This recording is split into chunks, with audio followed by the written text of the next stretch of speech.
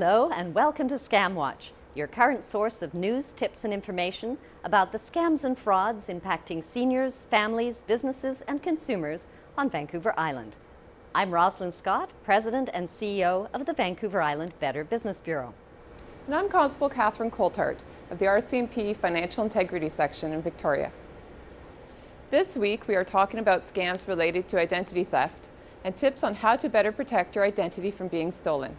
Identity theft itself is nothing new, and there's a variety of new and old techniques being used to steal people's identity.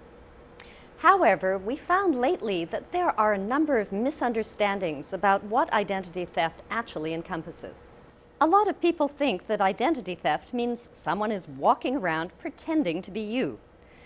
While this is true in part, there is actually a little bit more to ID theft than that. Identity theft occurs when someone uses your personal and financial information to obtain credit cards, loans, or goods and services without your consent or knowledge. Most people find out that they are victims of ID theft after they are contacted by a collections agency for bills that have not been paid, or when they go to apply for a loan or credit of some sort and there is something weird or erroneous with their credit report, or when they review their bank account or credit card statements and they find unfamiliar transactions on their account. So what are some of the common ways that people's identity ends up being stolen? There are lots of different ways, some low-tech and some high-tech.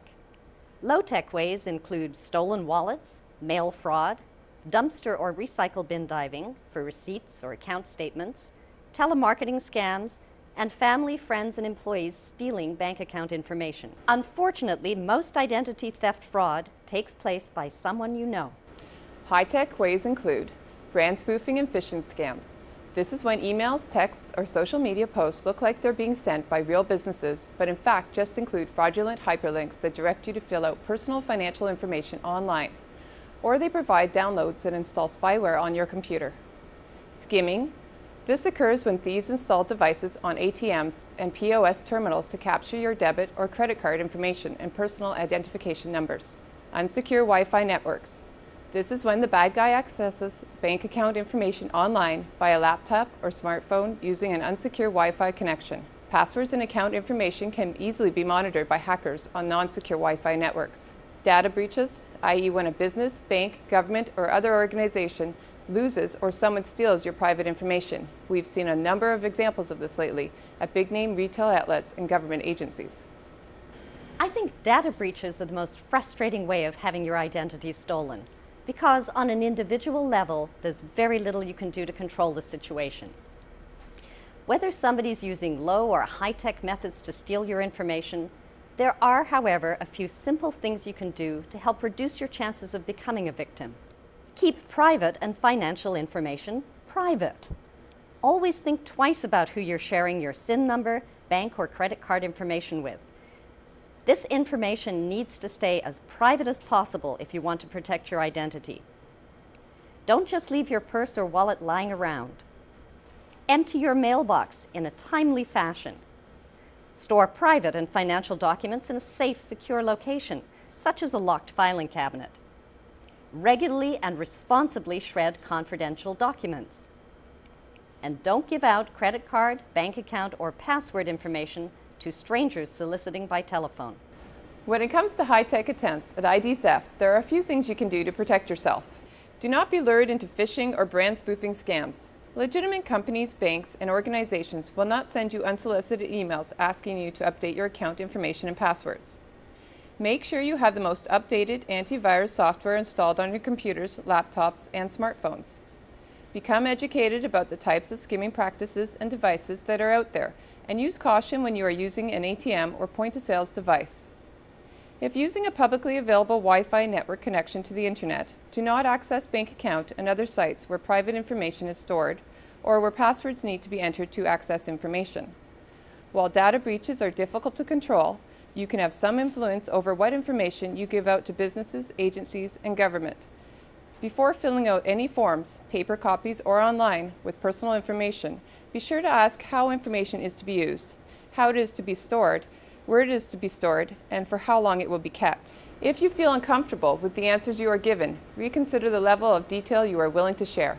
The best way to protect yourself from identity theft is keep your private information private and regularly monitor your credit report and your financial statements. Bank and credit card statements should be monitored monthly and your credit report yearly. TransUnion and Equifax can mail you a basic free credit report. Look at it carefully. It will show what credit and loans you've applied for and what kind of standing your accounts are in. If you see anything that doesn't look right, contact your creditors or your financial institution immediately. And you might want to put an alert on your credit report so thieves cannot open up accounts in your name.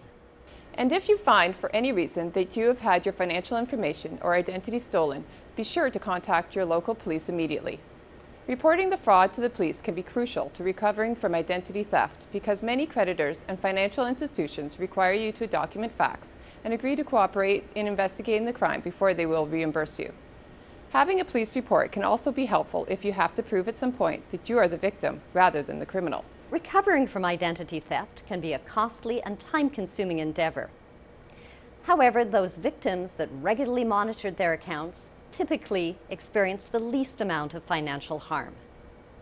And remember, when it comes to this or any other scam or fraud, the best way to protect yourself is to stay informed and use your common sense. For more information on scams and frauds and crimes impacting your region, be sure to visit the BBB serving Vancouver Island and your local police websites. And if you have a personal story or a scam or fraud you'd like us to share on ScamWATCH, please send the information to info@vi.bbb.org.